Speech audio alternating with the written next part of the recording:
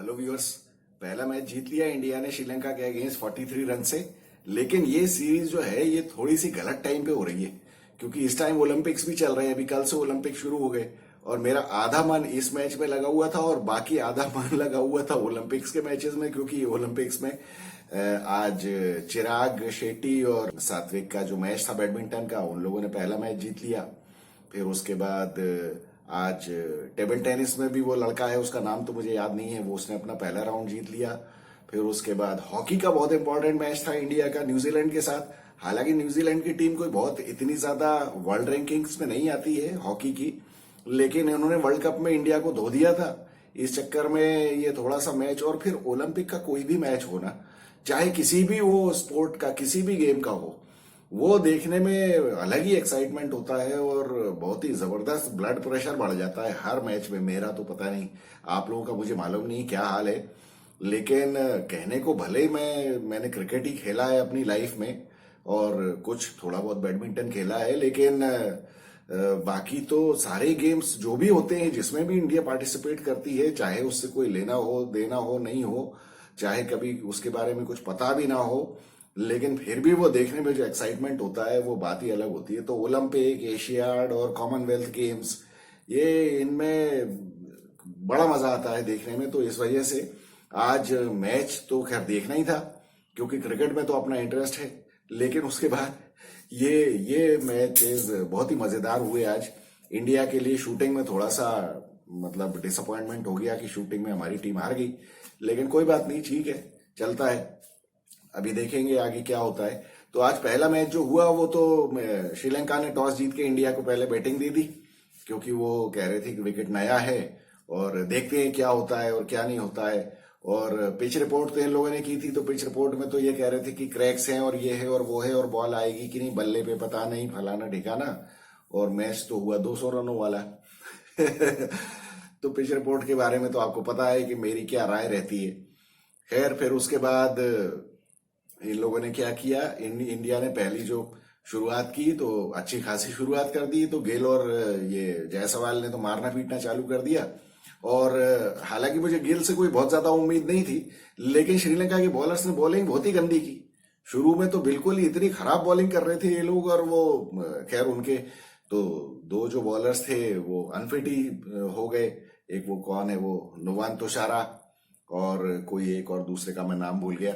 तो ये Lanka premiere league में ही अनफिट हो गए ये लोग। नुवान तुषारा होता तो कुछ शायद फायदा होता है इनको, लेकिन बाकी तो दिलशान मधुशंका, हालांकि वो अच्छी बॉलिंग उसने वर्ल्ड कप में की थी, लेकिन इस बार तो 50 ओवर वर्ल्ड कप में, लेकिन अभी तो ऐसी गंदी बॉलिंग की उसने, वो जायसवाल ने पीट पाट के रख दिया उसका।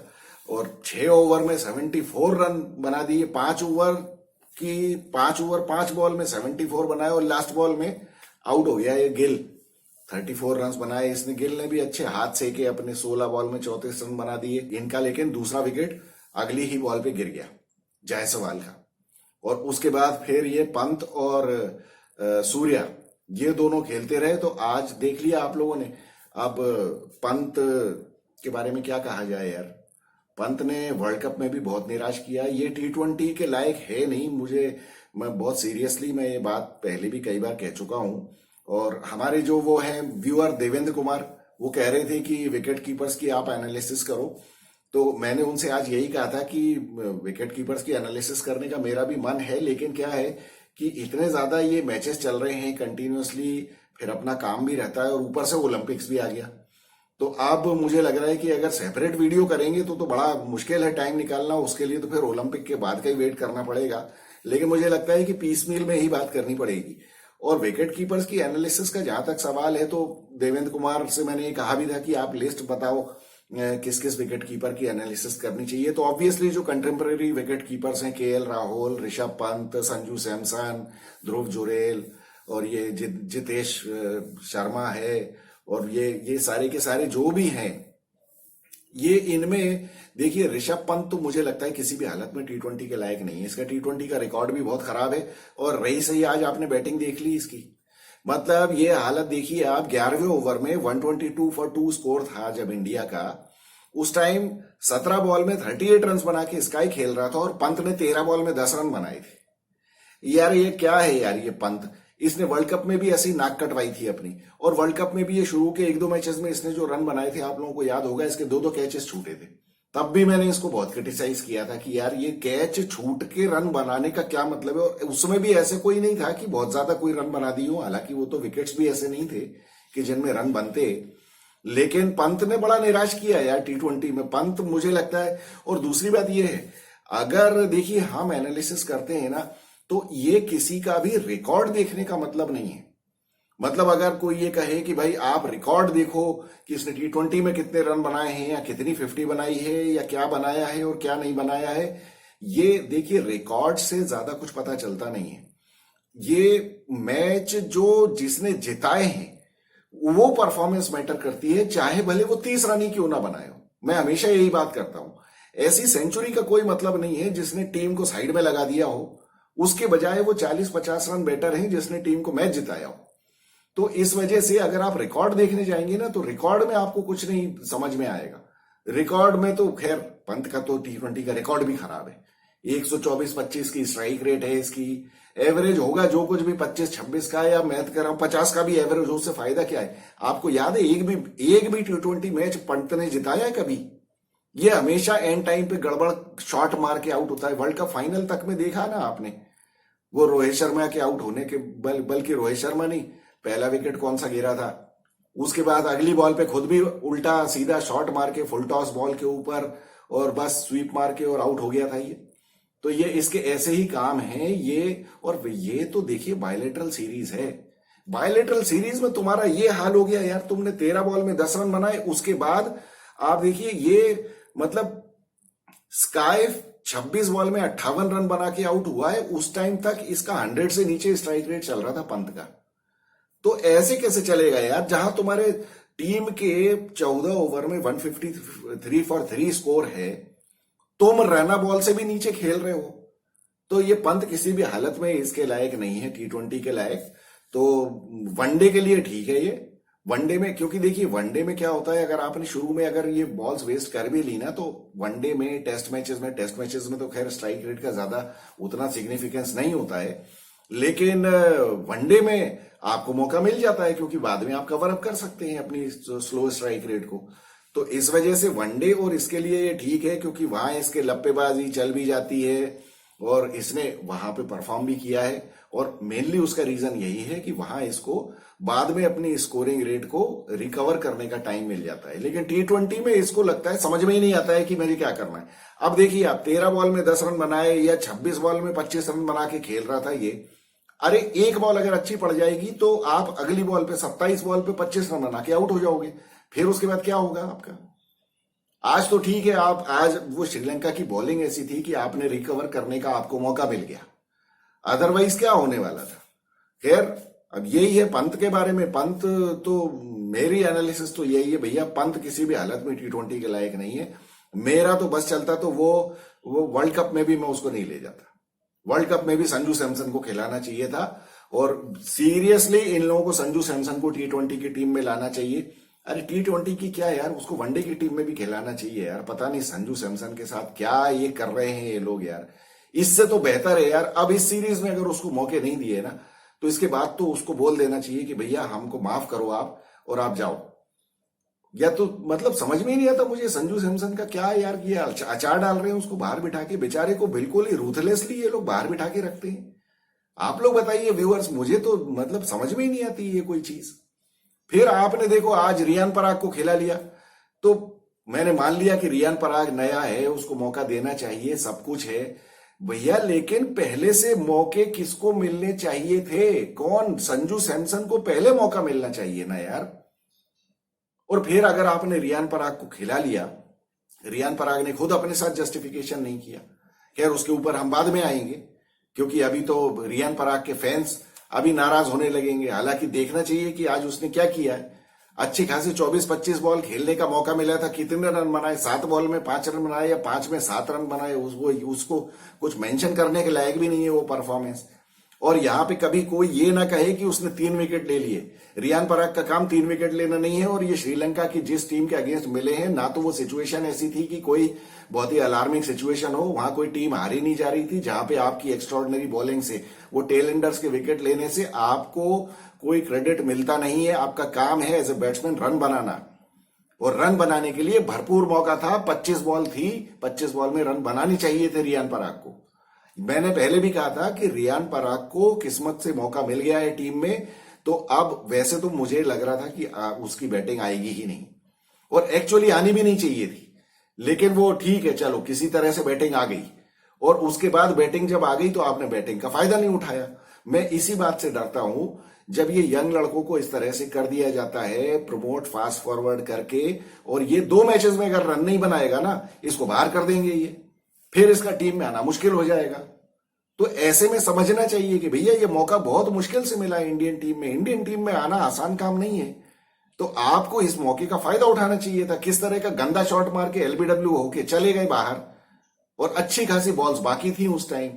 तो ये प्रॉब्लम है ना, जब ऋषभ पंत स्लो खेल रहा था तो आप उससे बेटर बैट्समैन हो ना, और आप एज ए बैट्समैन खेल रहे हो, तो फिर आपको रन बनाने चाहिए थे। ये 213 की जगह 225 230 स्कोर होना चाहिए था इंडियन टीम का। वो तो श्रीलंका ने बहुत गड़बड़ कर दी। श्रीलंका ने हालांकि शुरुआत बहुत अच्छी की थी, बीच में ये लोग गड़बड़ कर गए क्योंकि इंडिया की बॉलिंग भी अच्छी नहीं थी। मैंने आप लोगों से पहले भी ये कहा है कि देखिए, जहां बैटिंग विकेट होगा ना, तो वहां रवि बिश्नोई की भी पोल खुलेगी और हार्दिक पांड्या की भी खुलेगी। तो आज आप लोगों ने देख लिया ना। खैर, उसके पहले हम लोग बात करते हैं बैटिंग में क्या किया। तो इन लोगों ने बैटिंग में जो किया है, वो यशस्वी जायसवाल ने देखिए 21 बॉल में 40 रन बनाए, 5 चौके मारे, 2 छक्के। शुभमन गिल ने 16 बॉल में 34 रन बनाए, 6 चौके मारे, 1 छक्का मारा। सूर्य कुमार यादव ने बहुत अच्छी बैटिंग की आज, और जिस तरह से वो करता है, 8 चौके 2 छक्के और 223 की स्ट्राइक रेट से रन बनाए इसने। ऋषभ पंत ने क्या किया? ऋषभ पंत ने 33 बॉल्स में 49 रन बनाए। बाद में जाके इसने जो मारा पीटी इसको करने का मौका मिला है, उसकी वजह से ये हुआ। अदरवाइज ये most of his innings he was playing under 100 का स्ट्राइक रेट। तो ये तो बहुत ही बिल्कुल ही डिसअपॉइंटिंग है इसका।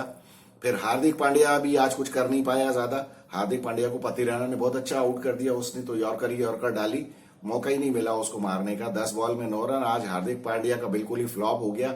बॉलिंग में तो एक्सपोज होना ही था उसको, ये तो हम 50 बार पहले भी कह चुके हैं। वर्ल्ड कप में जो किस्मत ने उसका साथ दिया, जो इस तरह की घटिया विकेट्स थी, वहां पे उसका काम चल गया। और इस तरह के विकेट होंगे तो हार्दिक पांड्या की ऐसे ही धुलाई होने वाली है। तो 10 बॉल में 9 रन। रियान पराग 6 बॉल में 7 रन बनाए इसने। देखिए, अच्छा खासा मौका इसने मिस कर दिया। वो कमेंटेटर्स ये कह रहे थे कि रियान पराग को ऊपर भेजना चाहिए था। देखिए, ऊपर भेजने के लिए भैया रियान पराग का अभी वो क्रेडेंशियल्स नहीं है रियान पराग की कि उसको हार्दिक पांड्या के ऊपर भेज दिया जाए। तो उसके पहले या तो आपको इंटरनेशनल में कहीं परफॉर्म किया होता। जिम्बाब्वे में भी परफॉर्म नहीं किया इसने। जिम्बाब्वे में लगा दी होती 50-60 रन की 2 पारियां, 3 में मौके जो मिले थे उसमें करता अगर ये, तो एक क्लेम बन भी सकता था। अब तुम 3 मैच में 24 रन जिम्बाब्वे के अगेंस्ट बना के आए हो, तो वो हार्दिक पांड्या के ऊपर कैसे भेज देंगे बैटिंग में? कोई भी ये कहे कि नहीं ये बायलेटरल है और ये है और वो है, यहां मौका देना चाहिए, तो भैया हार्दिक पांड्या भी ये कह सकता है कि मैं अपना रिकॉर्ड क्यों खराब करूं भैया। और फॉर दैट मैटर फिर उससे ज्यादा क्लेम तो रिंकू सिंह का बनता है पहले कि उसको ऊपर आना चाहिए। रिंकू सिंह की ज्यादा परफॉर्मेंस है इंटरनेशनल में भी, डोमेस्टिक में भी। तो ये रियान पराग ने बहुत अच्छा मौका मिस कर दिया आज, इसको रन बनाने चाहिए थे। रिंकू सिंह ठीक है, अब रिंकू सिंह आया जब बैटिंग करने, 2 बॉल में 1 रन बना के आउट हो गया। अक्षर पटेल ने 5 बॉल में 10 रन बनाए, तो कुल मिला के 213 रन 7 विकेट पे। अब पहला विकेट इनका गिरा 74 छठे ओवर में, छठे ओवर की लास्ट बॉल पे। 7वें ओवर की पहली बॉल पे ही ये आउट हो गया जायसवाल। फिर उसके बाद इन लोगों की पार्टनरशिप हुई 75 रनों की, स्काई की और पंत की, जिसमें पंत ने पूरा कबाड़ा किया, पंत ने पूरा प्रेशर डाल दिया स्काई के ऊपर। फिर उसके बाद चौथा विकेट इनका गिरा है 176 पे, 5वां 192। रियान पराग 19वें ओवर में आउट हुआ।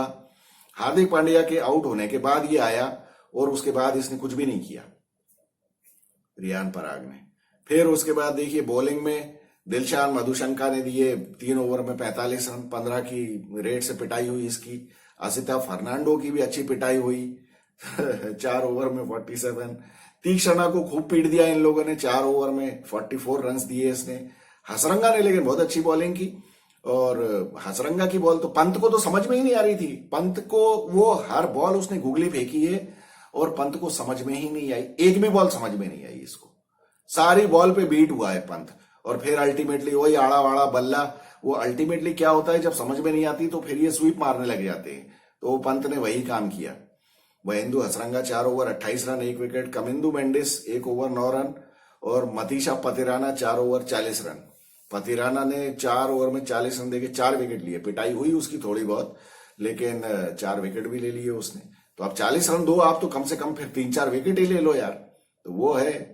उसके बाद लेकिन श्रीलंका ने भी बैटिंग बहुत अच्छी शुरू की, और इनका देखिए, इंडिया का जो 6 ओवर में 74 रन था इनका स्कोर पावर प्ले में, उनका 6 ओवर में 55 था, लेकिन ये लोग अच्छे खासे पीटते रहे, 10 की रेट से ही पीटते रहे ये लोग। मतलब 8 ओवर्स में 77 फॉर नो लॉस। फिर 9वें ओवर में इनका अर्शदीप ने विकेट लिया है, कुशल मेंडिस का 91 स्कोर था जब, लेकिन उसके बाद ये लोग अच्छा खासा खेलते रहे। 12 ओवर में 120 रन पे 1 विकेट था, जब हार्दिक पांड्या ने अपने तीसरे ओवर में पिटाए 14 रन पिटवाए। 120 रन मतलब 10 के रेट से ये लोग बना रहे थे, और उस टाइम ये लोग थोड़ा सा सेंसिबली अगर खेलते तो ये लोग खेल सकते थे, ये मैच जीत सकते थे। ये लोग जीत नहीं भी सकते थे तो और ज्यादा पास जा सकते थे, लेकिन उसके बाद क्या किया इन लोगों ने, बस फिर अगले 5 ओवर में 43 रन पे 5 विकेट गिरा दिए। तो इस तरह की टीमें यही काम करती हैं, फिर क्या उसमें कुछ होने जाने वाला नहीं था। पथुम निशंका ने 48 बॉल्स में 79 रन बनाए। वो लड़का ऐसा है, वो बिल्कुल ही सीधा साधा दिखता है और बस वो पीटता रहता है, वो बड़ा मतलब अच्छा प्लेयर है। 48 बॉल 79, और कुशल मेंडिस 27 में 45, ये भी थोड़ा सा जल्दी आउट हो गया, ये टिका रहता कुछ तो हो सकता था। कुशल परेरा ने बनाए, कुशल परेरा बहुत अच्छा इनका बैट्समैन था, वो जो विकेट कीपर बैट्समैन इनका लेफ्टी है जो 1 डाउन आया था। मुझे लगता है कि पथुम निशंका और कुशल मेंडिस ये दोनों जो ओपन करते हैं राइट हैंडर्स, इनकी जगह कुशल परेरा को भेजना चाहिए इनको, तो लेफ्ट राइट का कॉम्बिनेशन भी हो जाएगा, और वो ज्यादा अच्छा काफी अच्छा हिटर है वो। मुझे बहुत अच्छी तरह याद है, वो वहां पे श्रीलंका ने साउथ अफ्रीका में एक टेस्ट मैच हराया था, जिसमें कुशल परेरा लास्ट मैन के साथ खेल रहा था। 9 विकेट हो गए थे और इनको कुछ 60, 70, 80 रन चाहिए थे, जो कि कुशल परेरा ने बनाए थे और साउथ अफ्रीका को हराया था, और वो श्रीलंका जीती थी वो सीरीज। हम इंडियंस अभी तक नहीं जीत पाए, श्रीलंका जीत चुकी है, और ऐसी सीरीज जीती थी, सबको पीट पाट के इसने रख दिया था। ये इतना अच्छा बैट्समैन है। फिर उसके बाद तो फिर कुछ बचा ही नहीं था, फिर कुछ भी नहीं। वो रहा सा दशुन सना का भी बिना एक भी बॉल खेले ही नॉन स्ट्राइकर एंड पे रन आउट हो गया, 170 पे लोग ऑल आउट हो गए। तो कुल मिला के अर्शदीप सिंह ने देखिए 3 ओवर में 24 रन दिए। Mohammed Siraj 3 over 23 run. मोहम्मद सिराज के लिए खतरे की घंटी है, मैं पहले से कह रहा हूं, इसकी बहुत खराब परफॉर्मेंस चल रही है। लास्ट एशिया कप से इसने कुछ भी नहीं किया है, आईपीएल में भी कुछ भी नहीं किया, ना 50 ओवर वर्ल्ड कप में किया, ना 20 ओवर वर्ल्ड कप में किया, कुछ भी नहीं किया है इसने। इसका नंबर लग जाएगा, मुझे ऐसा लग रहा है, तो इसको विकेट लेना जरूरी है। अक्षर पटेल 4 ओवर 38 रन 2 विकेट। अक्षर पटेल भी आज कुछ रस्टी सा लग रहा था, वो बहुत तेज तेज बॉल फेंक रहा था, और विकेट अच्छा था बैटिंग के लिए। उन लोगों ने बैटिंग भी अच्छी की, श्रीलंका के ओपनर्स के सामने फंस गया ये, तो फिर भी 2 विकेट मिल गए। रवि बिश्नोई का वही है, रवि बिश्नोई का भी सिराज की तरह ही हाल है। मैंने आपसे पहले भी कहा था ये बात कि ये सिर्फ गूगली फेंकता है। 4 ओवर में 37 रन पड़े इसको, और बड़ी मुश्किल से किस्मत से 1 विकेट मिल गया। ये जिम्बाब्वे की सीरीज में जो पहले मैच में इसको 4 विकेट मिले थे, आपको याद होगा, जिम्बाब्वे की सीरीज में भी इसको आगे के मैचेस में शायद 1 या 2 ही विकेट मिले। जो पहले मैच में 4 विकेट मिले थे, उसके बाद उनको भी समझ में आ गया था कि ये सिर्फ गूगली फेंकता है, उन्होंने पीट पाट के रख दिया इसको। आज भी इसकी पिटाई हो गई और विकेट भी बड़ी मुश्किल से 1 मिला है। इसके लिए भी खतरे की घंटी है। मैंने पहले भी ये बात कही थी कि ये बाहर हो जाएगा टीम से, और इसको आने का मौका नहीं मिलेगा अगर ये लेग स्पिन करना शुरू नहीं करेगा, तो बहुत मुश्किल काम है। हार्दिक पांड्या 4 ओवर 41 रन, कोई विकेट नहीं। ये तो कम पड़े इसको ज्यादा पड़ने चाहिए थे रन।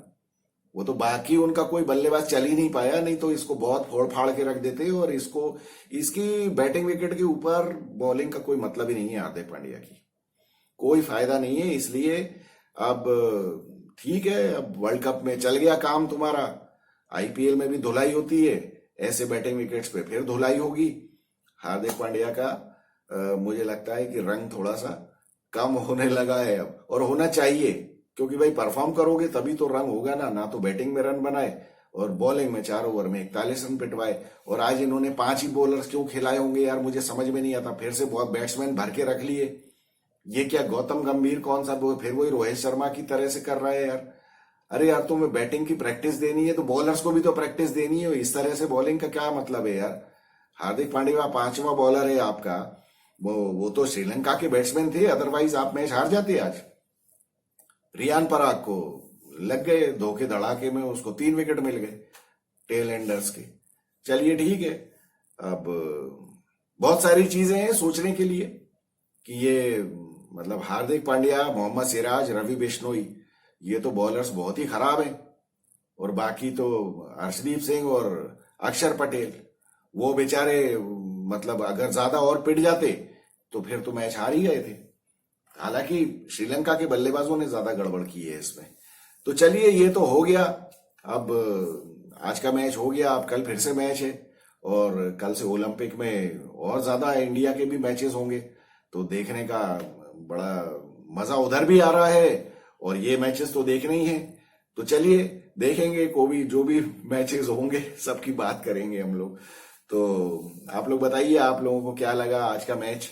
अगर आप लोगों को एनालिसिस पसंद आई हो तो वीडियो को लाइक, शेयर और सब्सक्राइब करिए, और आप अपने कमेंट्स भेजिए कि आपको क्या लगता है कि ये टी20 में पंत चल पाएगा क्या।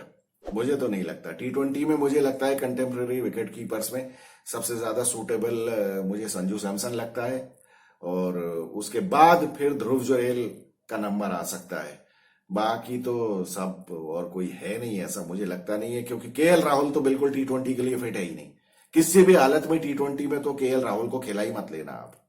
तो I look forward to hearing from you. This is Vikas Saxena, the bias journalist. Thank you so much.